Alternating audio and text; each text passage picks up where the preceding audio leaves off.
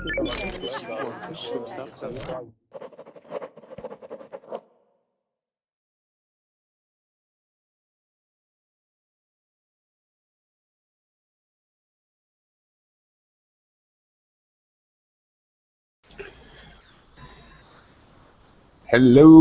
everyone. Hello, everybody. Welcome to Verbling. I'm teacher Oakley.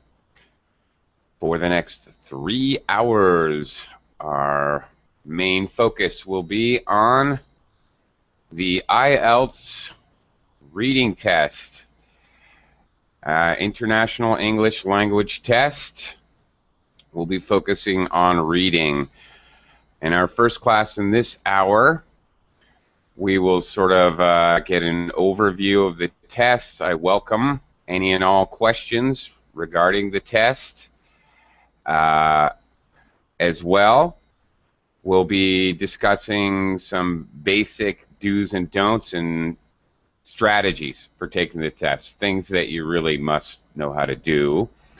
And I'll be entertaining don't be shy in this class, please. Any questions you have whatsoever, pipe right up and ask, because this class is basically an overview, looking at the test, becoming a little bit familiar with it, and then the next 2 hours we're going to be doing practice. Okay. Morning, Rodolfo. How are you? Or evening, I should say. Well, my hands are all bad again. Bad again? Oh, no. Bummer. Yes. But everything else is okay. Okay. Yeah, you got to figure out something to do. I don't know, you're going to have to use those splints on your wrists. Like, yes. You ever seen those gloves, those special gloves that professional bowlers wear? You know, bowlers? Yes, but I don't know. They have gloves that go down to their wrists to keep their wrists straight when they're bowling. Maybe you could use some of those. Maybe. Okay. Good morning or afternoon or whatever it is. Signet, how are you today? Uh-oh. Your microphone is not working at the moment, Signet. Maybe you're muted. Please check on the top toolbar up here. Check the microphone icon. Make sure it's not red. Or, of course, perhaps make sure your headphone is jacked into the right hole there. Signet, try to work that out, and I'll get back to you anyway. Adku, are you there? Hi, teacher. How are you? I'm good. I really like names that start with O, Adku, as my name is Oakley. Does your name have any special meaning? Does your name have any special meaning or significance? It means star. Oh, really? Well, that's totally cool. That's awesome. Okay. Thank you. Yeah, that's very cool. Where are you from, Adku? I'm from Mongolia. Mongolia. And do you have plans to take the IELTS test in the future? Yes. You do. Okay. Well, I'm plan IELTS test, but I knew. You knew. Okay. All right. No problem. What is your reason for taking the IELTS test? What is your goal? Do you I'm studying a foreign country. Okay. Very good. As in, a lot of people taking the IELTS test their motivation is they want to go to university or graduate school in another country. Right. Yes. Okay. Cool. Where do you know where? Canada, U.S., Australia? Mm, uh, I don't think. Okay. All right. I don't, Maybe Canada. okay. I don't know yet. Okay. I don't know yet. All Thank right. you. Yeah, sure. Hi, Igor. How are you? Hi, Oakley. I'm doing very well. How are you? I'm pretty good. Once again, it's blazing hot here in the Philippines, but I've cranked on the aircon, so. Here is rainy and it's about 20 degrees. It's not so hot. Sounds great. It's windy. Windy. It's great. Yeah, it's great. Yeah, sounds terrific to me. That's the problem. There's no wind here where I am. I'm kind of stuck behind the mountains. You just Same here. broil. Really? Yeah, I don't like it. Morning, Dennis. How are you? Hello, Oakley. Hello, everybody. All right. I'm fine. Fine, thanks. Okay. Signet, is your microphone working yet? Ah. Oh dear. Apparently not. All right. Try to work that out. I'd like to be able to talk to you. Okay.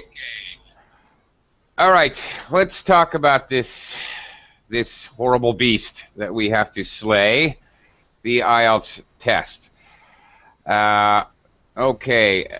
Specifically, in general, you take the IELTS test. You're actually going to go to a testing center. You'll be taking the test with, who knows, 20. Usually they don't do the test unless they have enough people. So usually it's going to be 40, 50, 60, who knows, maybe even 100 people. You'll go to a testing facility, and this test, you will need a pencil. This is a written test you will be writing. So this is not a computerized test. And in the speaking section, you'll be talking to an actual human being, not a computer screen. So the IELTS test, a little more upfront and personal, if you will. All right, more specifically, the reading tests. The tests always follow a certain order. You will have listening test, then reading test, then writing tests. Usually they do the speaking test separately, often even on another day. Now, to my knowledge, the speaking test would be last, but I've heard from other students occasionally the speaking test is first, but separate, on a separate day. All right, specifically talking about the reading test, what's going to happen? You will be in some sort of a classroom setting. There will be proctors. Proctors are basically the test police, if you will. You are not allowed to have a dictionary or any electronic devices, no cell phones, no iPhones, no nothing like that. Course. We call this source of inspiration. Source of it. What's that? Doesn't make sense? Source of inspiration. What's a source of inspiration? What helps you to pass the test? Pencil. No, I mean a dictionary, computer, and our devices. Yeah. Source. This is source. Source. Yeah, they're or resources. Inspire you. What inspire you to write something? Okay. All right. However, unfortunately, in IELTS, you might as well leave that stuff at home because you won't be allowed to use it. All right. You're going to be put into a classroom type setting. and with other students. They'll try to separate you as much as possible. I'll tell you that. They don't waste time, all right? They're going to, so pay attention. They certainly do not waste time. They barely give you any break at all between the tests. You run to the bathroom and go quickly. Be ready, because when it starts, it starts. They will hand you a kind of a booklet. You'll have two items. You'll have your booklet and you'll have an answer sheet. Okay? In the booklet, you are allowed to make notes. You'll have reading passages, of course. You're allowed. Hello, sir. Hello. Sorry, excuse me. Is it okay now? That is much better. Hi, Signet. Okay, sorry. Not a problem. How are you today? Yeah, going well, sir. Okay. And where are you from, Signet? I'm from India. From India. And do you have plans to take the IELTS test? Well, I'm interested in English. Okay. Terrific. All right. Well, welcome to the class. If you... Go ahead. Thank you, sir. Oh, you're welcome. If you or anyone else in the class, okay, again, this particular class is really, I will give an overview and some basic strategy, but really this class is for you guys to pick my brain, ask me questions, any questions. So don't be shy, just speak right up, guys, okay? Okay. Don't be shy. Any question that occurs to you, please feel free. Interrupt me, go ahead and ask. Pick my brain. Can I ask? Sure, yeah, please. Yes, Oakley, if you pass a test, for example, at school, how's called this, for example, piece of paper with the right answers on it in your pocket, for example? How it's called? What? If you put it in your pocket? Yeah, some kind of piece of paper with the right answers, and you try to look at it Good question. for correct answer. What is it? Okay, well, that's cheating on the test. And No, this piece of paper, Noon, what is it? This source. Paper? If you smuggle in a piece of paper, I guess you would call that a cheat sheet. You mean if you smuggle in a piece of paper to, like, look at, you know, Yeah. when no one's looking? All right, that would be a kind of cheat sheet. And if you are caught cheating on the IELTS test, they will ban you. They will take you, they will escort you away, and they will ban you from ever taking the IELTS test ever again. You really don't want to do that. I highly discourage you from doing that. Not a good idea. Okay. In any case, there you are in the classroom paying attention. You've got your booklet and your worksheet. Your answer sheet, I'm sorry. Your answer sheet will have 40 blanks, 2 rows of 20. And you will fill in the blanks. Sometimes you will fill in the blanks with a letter. Sometimes you will fill in the blanks with true, false, not given. Sometimes you will fill in the blanks with words or choices of numbers. Different things. Okay, so there's 40 questions. IELTS is, their scoring, they have what they call band scores, which range from 0 to 9. Your scores will come in intervals of 0.5. So, for example, you can get a 6.5, a 7, 7.5, etc. You are given a score in each of the 4 areas: reading, speaking, writing, listening. Those 4 scores are averaged together to get your overall total IELTS score. So,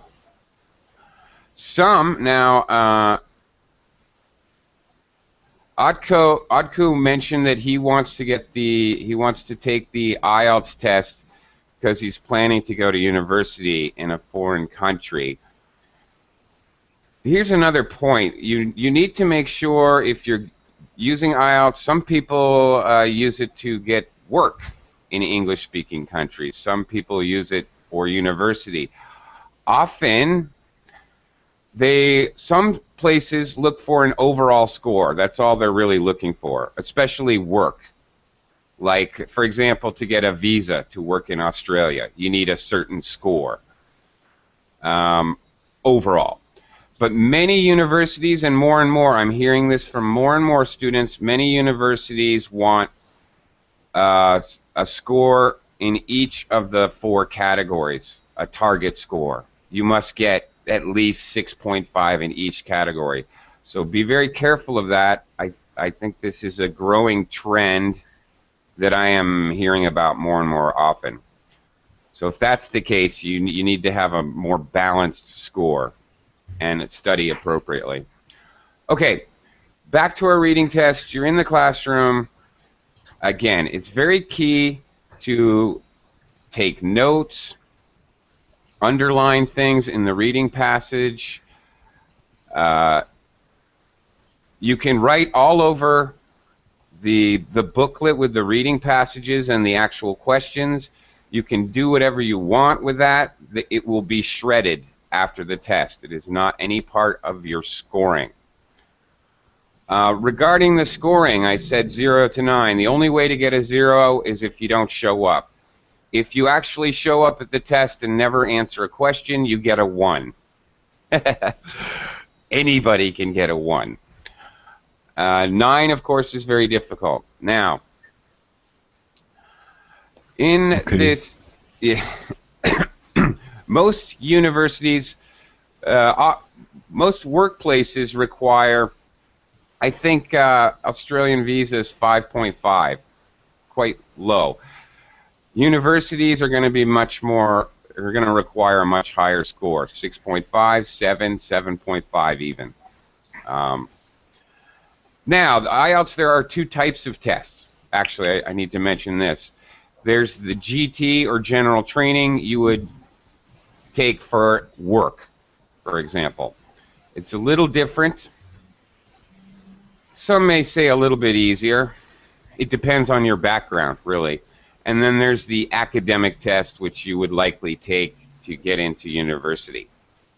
All right. In the GT test, certainly. In the GT test, you're going to have 4 reading passages. All right, so about 10 questions per passage.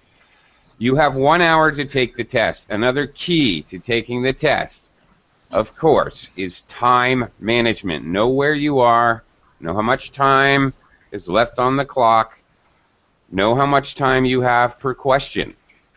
All right, 40 questions, obviously, that means you have, you know, a minute and a half per question. GT test, 4 passages. Academic test is 3 passages. They're a little longer, more words, more information. Obviously, more academic type vocabulary. And there will be 12, 13, 14 questions per passage. Okay, so what's key? Time management. Another key, making notes is very important. Another key is developing your skills of skim and scan. What am I talking about? What is skimming? Rodolfo, what do I mean when I say, in regards to reading, skimming? To organize the ideas, like no. To read the Teacher, text I know. from the beginning, in the middle, and at the end. To read text and to understand the main idea of the text about what they talk. Very good. Yeah, that's pretty much it. When you skim, sometimes we do this when we read a magazine or a newspaper. We just, if there's an article we're not really interested in, so we very quickly go down the page looking for the main idea. Okay? That's skimming. What's scanning? Does anybody know scanning? When you scan a reading passage, okay, what you're doing, sorry? Very fast skin. Very fast? Skin means very fast. Well, kind of, Aku. When you're scanning, you're looking for a specific word or phrase. So, okay, here's the thing, gentlemen. This test, for most second language speakers, you probably do not have time to actually, in a concentrated way, read each passage, every word. Because if it takes you 10 minutes to read the passage, for example, in an academic test, that only leaves you 10 minutes to answer maybe 13 or 14 questions. That's not good. So, in reality, your strategy, there are 3 strategies. 1, if you're a very fast reader, and by the way, it would be a good idea if you're studying for IELTS to test yourself. How many time yourself for 1 minute and read any article, magazine article, doesn't matter. Find out how many words per minute do you read. You know, test yourself 2 or 3 times and take an average. Who knows? Perhaps if you're a fast enough reader, you have time to actually read the entire passage. Then look at the questions. That's terrific. However, most of you are going to find that you're not going to be able to do that. There are 2 other strategies. First, you skim the reading passage quickly. Very quickly, you take maybe 3 minutes, 2 to 4 minutes to skim the passage, looking for words that are repeated, looking for where they have maybe numbers or dates, trying to get a general idea of what the reading is about. Then you look at the questions. What you're trying to do in this strategy is map the reading passage. Oh, okay, in the beginning they talk about ancient Earth, and second paragraph, something about dinosaurs. And then third, they're talking about Sir Dustin Hoffman, archaeologist. Okay. And then, so you get a general idea of where things are in the reading passage. All right? You're mapping when you scan. Then go to the questions, and hopefully, as you read the questions, you'll basically know where to find the answers. The third is if you're a really slow reader. Okay? You know what? If you're a very slow reader, don't even bother. Just go straight to the questions. Don't read anything. Go straight to the questions, and then you're going to use scan strategy. You're going to pick out keywords in the actual question. Oh, okay. What time did dinosaurs appear on the earth? Ooh, keyword dinosaurs. If you have scanned already, you may remember dinosaurs was in paragraph 2. In the IELTS reading, by the way, the paragraphs have designations A, B, C, D, E, F, or maybe Roman numerals, whatever. But you'll be able to see. Sometimes the question... What is designations? Well, okay, paragraph A, there'll be an A next to the paragraph. So that's paragraph A. Second paragraph will be B. So sometimes the questions say, in paragraph B, what does the author mean when he says dinosaurs are reptiles. I don't know, something like that. So sometimes they'll actually tell you where to look for the information. Hopefully. Makes it a lot easier when they do. They don't always. But it helps. So anyway, that's what I mean, a designation. A name, if you will. Okay, so you've got to be able to skim and scan. These are just really, you have to practice, practice, practice. It's really the only way to do it.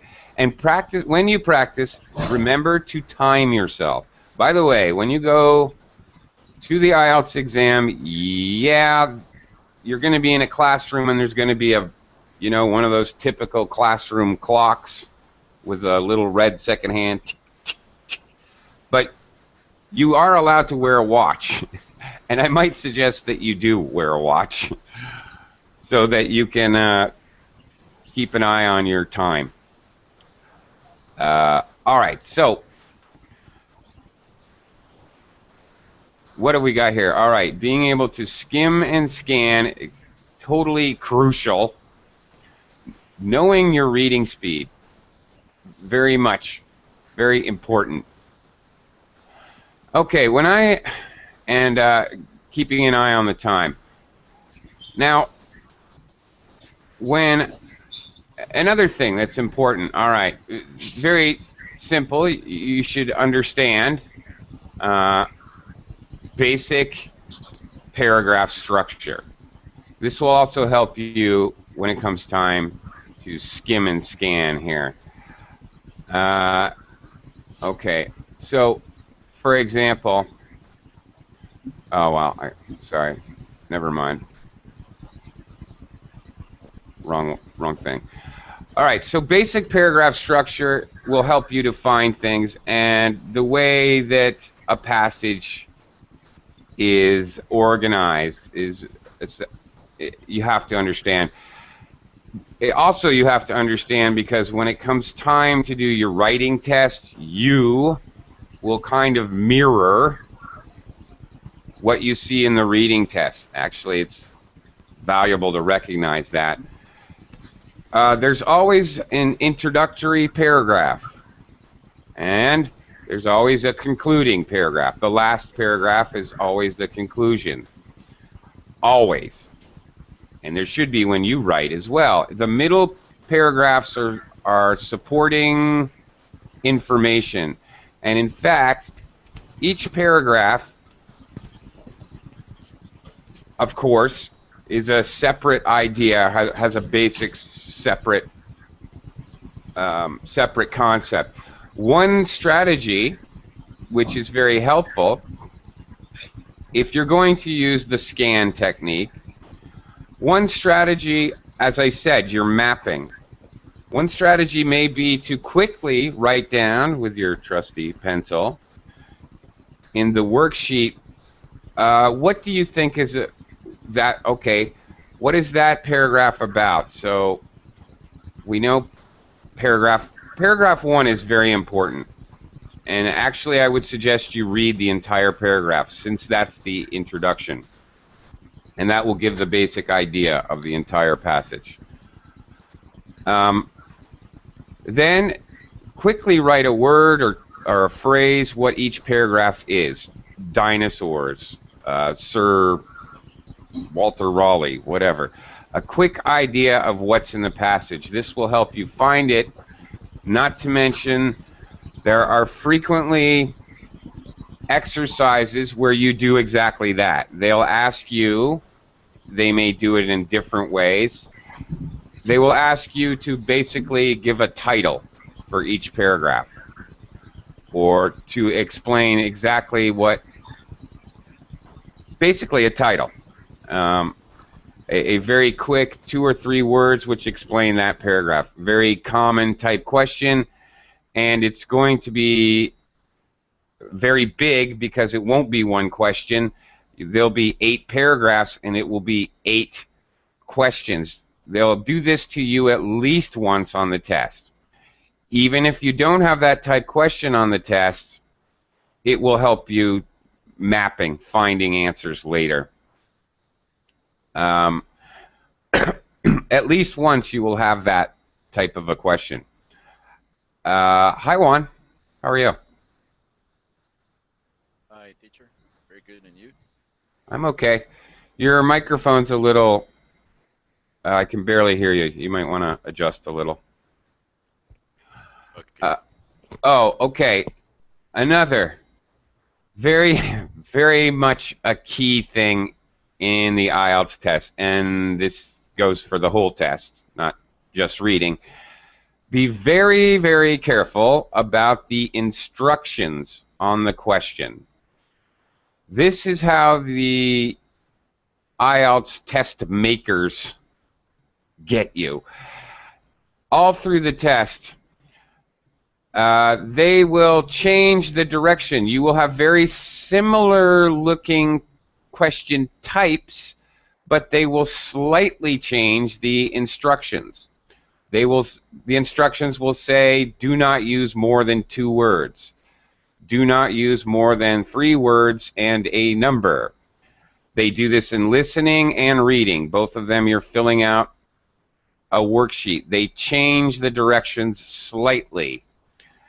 For example, you have one of the hardest types of questions, sets of questions, 4, 5, or 6, where they give information and they ask you if it is true, false, or not given. All right, the instructions may say write T, F, or NG. The instructions might say write the entire word, true, false, or 2 words not given. The instructions may say write yes, no, NG. If the instructions say write true, false, not given, and you write T, you are wrong. Okay, so I recommend to anyone taking the IELTS test, always read the instructions twice and actively repeat it in your own brain. Okay, I cannot write more than 2 words. It is the very simplest kind of mistake, but also the most common mistake. Often students will get the right answer, but they didn't write it down correctly, and it's wrong. They're very, very nitpicky, very detailed when it comes to following their directions. All right, they're very anal retentive about their directions. I'll tell you, they're serious. Okay. Another basic strategy. You are going to run into questions which you don't know what they're talking about. It's going to happen. Skip it. Remember, this is time management. You can always come back. You do not have to follow a certain order. You are given 60 minutes to do the test. If you have to, so try to manage your time to give yourself time to go back and review the test and to try to get the answers that you couldn't get. You know, try to leave yourself 5-10 minutes at the end, in other words, so that you can try to get those questions that are hard. There are questions that are easier and questions that are more difficult. In general, keep this in mind. The test is harder as it progresses. And that is very true. So if it takes you 25 minutes to do the first passage, you're in trouble. You should actually be able to do the first passage in a little under, maybe 15 minutes. Because it will get more difficult. As you're writing in your answer sheet, and here's another tip for all of IELTS, in the writing test, in listening and reading, there is no need for an eraser. You don't need it. You don't have to sit there and erase things. You don't have to. All you have to do is cross it out and write in another answer in the blank. Totally not necessary to ever erase anything. So don't waste time doing it. That's more important on the writing test, where you might write a whole sentence and not want to use it. You can just cross the whole thing out. Don't waste time if you don't have to. Okay. Instructions, ridiculously important. Okay, what other... Any questions so far? Okay, can I ask you? Who is check your answers? It's a human or it's a computer? Ah, good question. It is a human. Actually, so what's the difference between answering 2 words, 3 words? Such because a human can count. Why is it important to IELTS? I have no idea. I don't know.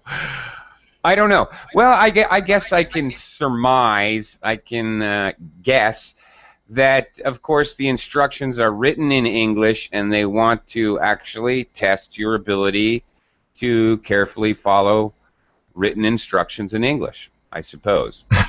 To understand instructions. I guess so. I'm not sure, but I do know that they're very, very particular about it. It's actually quite strange because, for example, in the writing test, you can misspell 2 or 3 words, and you can still get a perfect score, a 9. They will allow some misspellings. However, in reading or listening, if it's a fill-in-the-blank and it's a word, oh, the word is ingenious, and you misspell the word, it is wrong. The logic sometimes escapes me, Dennis, honestly, but they are very, very, very particular about that. I don't know. It's kind of strange, quite honestly. Okay. Really, other things to look out for. There are often questions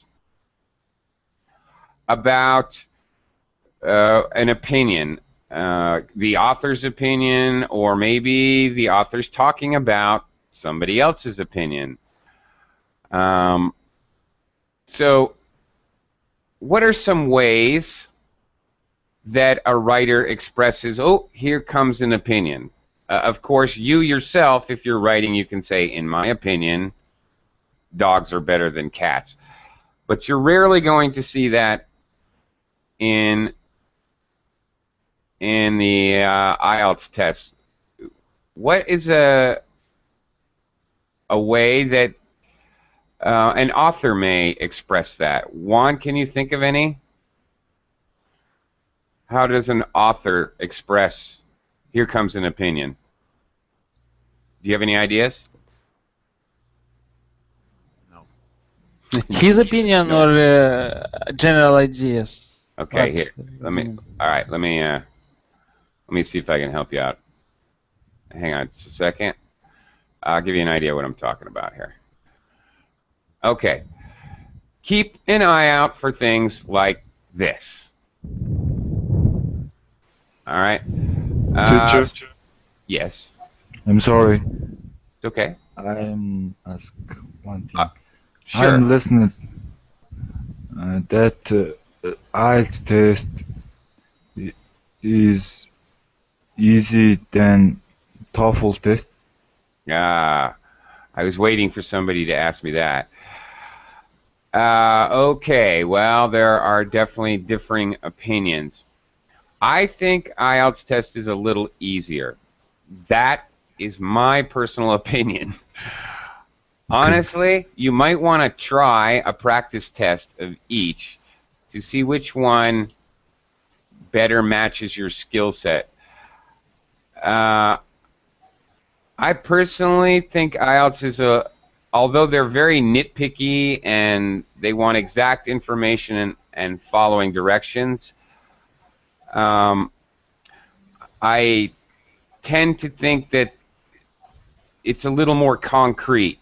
TOEFL, especially reading, TOEFL sometimes asks you to make inferences and guess about information. What is inferences? inference. Okay, when it's, for example, it's not directly stated in the passage, in the reading material. So I can infer. I'm not given the information. I can guess, basically. I can conclude from the passage that whatever, some information, that the author likes dogs more than cats, for example. TOEFL has a lot of that kind of thing. So it's easier, TOEFL. Well, again, it's totally opinion. For me, a native speaker, TOEFL is harder, especially reading. Honestly, and IELTS speaking is not really timed. Well, one part is. It's much more free form, like a conversation, and you're talking to a human, which frankly I find easier talking to a person than talking to the computer. I don't know, it's more wide open. I can sort of pick my own examples and reasons and supporting material. I'm able to use my own experience a little easier, a little more in IELTS. TOEFL kind of constrains you to their material, but that's a very good question. And you know what? I've had people with different opinions than my own, so don't take my opinion. The best thing to do, Adku, is try a practice of each one. See how you do. Okay. That would be my advice, because I don't think I'm necessarily right. Okay.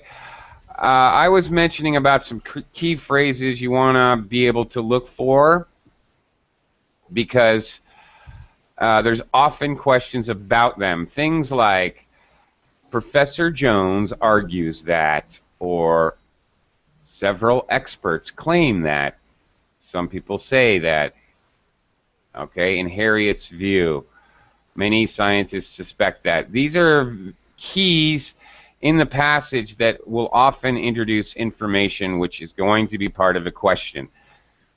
Very common, because they'll be talking about maybe the subject of the whole passage, or it could just be one person's opinion, but IELTS loves to ask a question about that. By the way, if you look at some of these phrases, this is not reading, but here's a great clue for TOEFL or IELTS users, test takers, whatever. See these phrases here? Several experts claim, some people say, or it is a commonly held belief. These are great. You know, not just for reading, but actually these are great for speaking, and for TOEFL speaking as well. When you have to make points, supporting points, reasons, or examples, please remember that you can lie. So you can make up information. You can, one of your supporting points, you can use these kinds of phrases. Some experts believe, blah, blah, blah. It's perfectly okay to do that.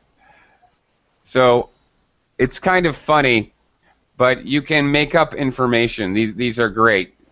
These are phrases that you can look for in reading, but you can also use in speaking to present information, because it doesn't matter if your information is wrong or right. It really doesn't in the speaking test.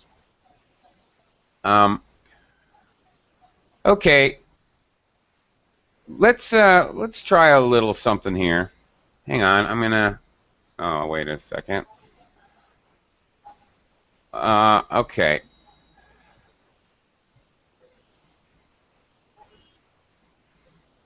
Okay, okay, well, let's okay, I want to look at something here. Hang on, give me a second.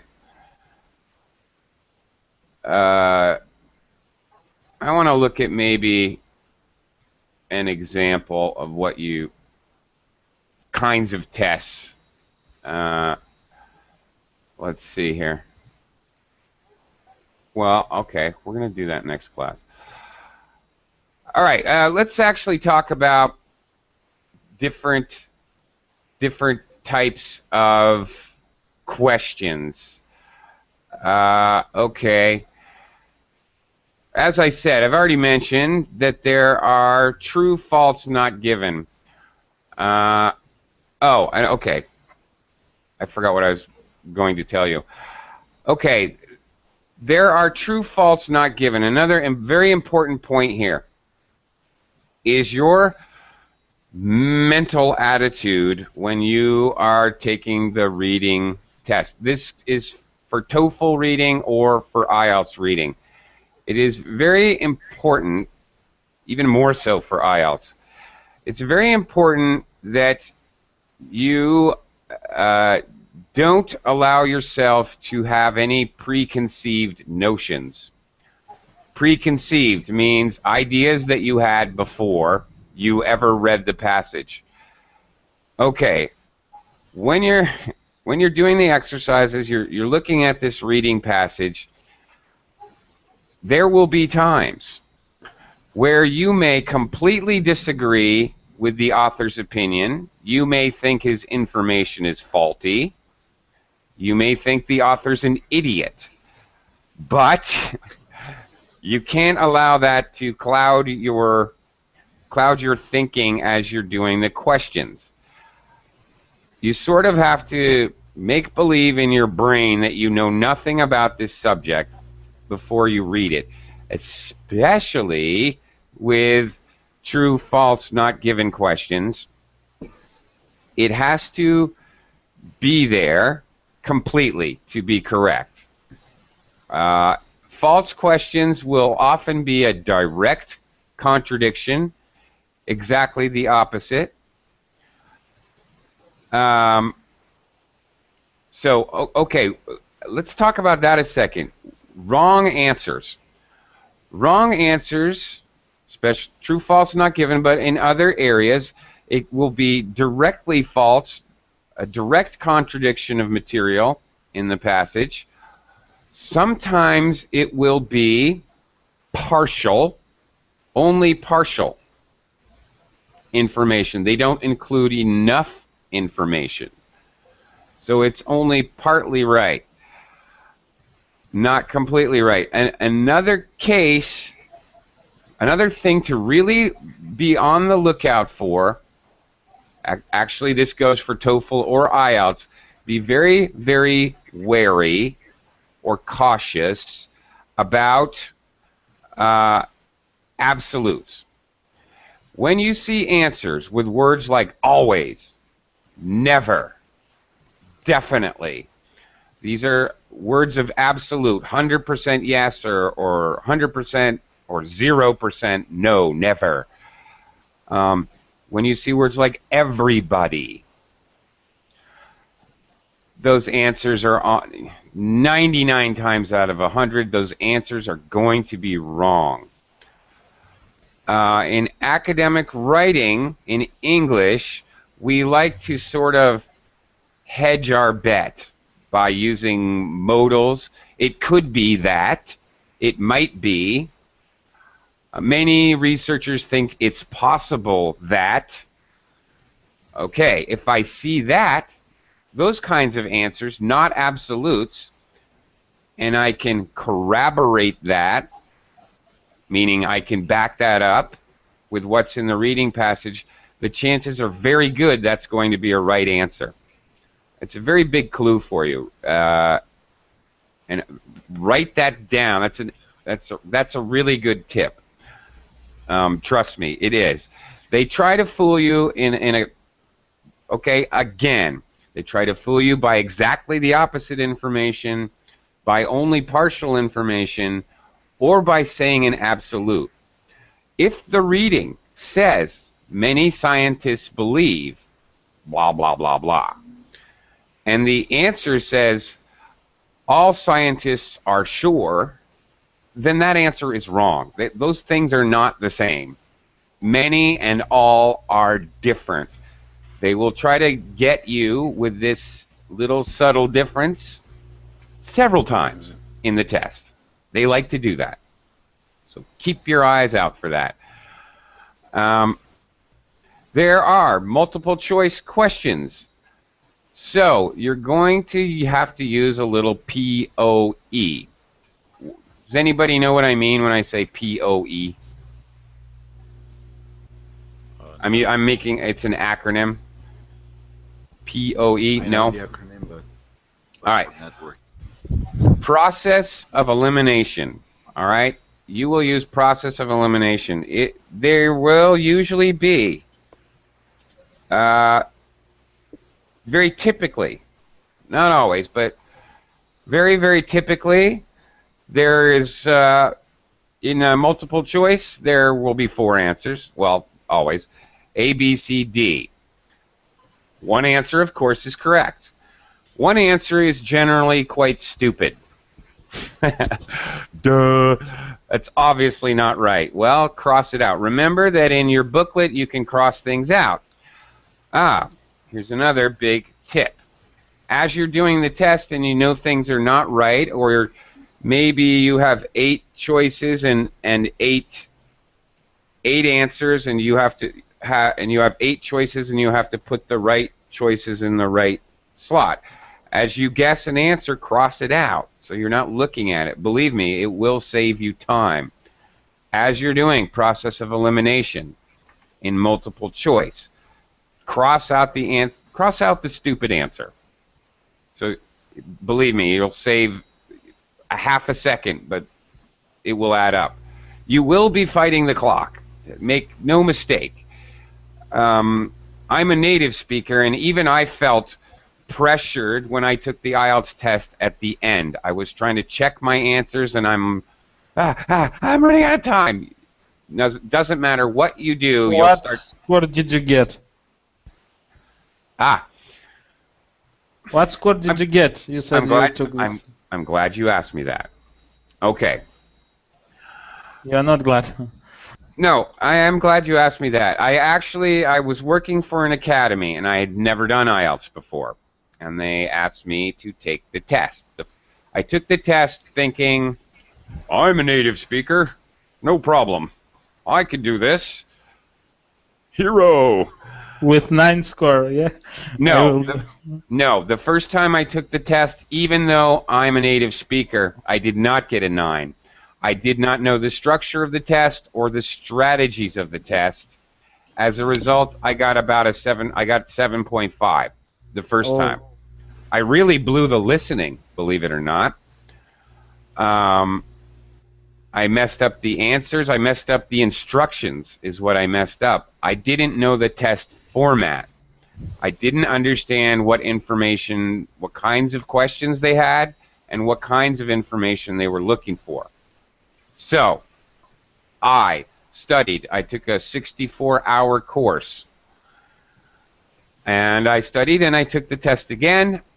Then I got all 9s. Perfect score. But I'm a native speaker, and I had to study intensively for 64 hours, classroom time, plus my own study time. So that should be a clue to you all. You need to study for this test. No doubt. It takes a lot of preparation time. And it doesn't... TOEFL test, did you take a TOEFL test?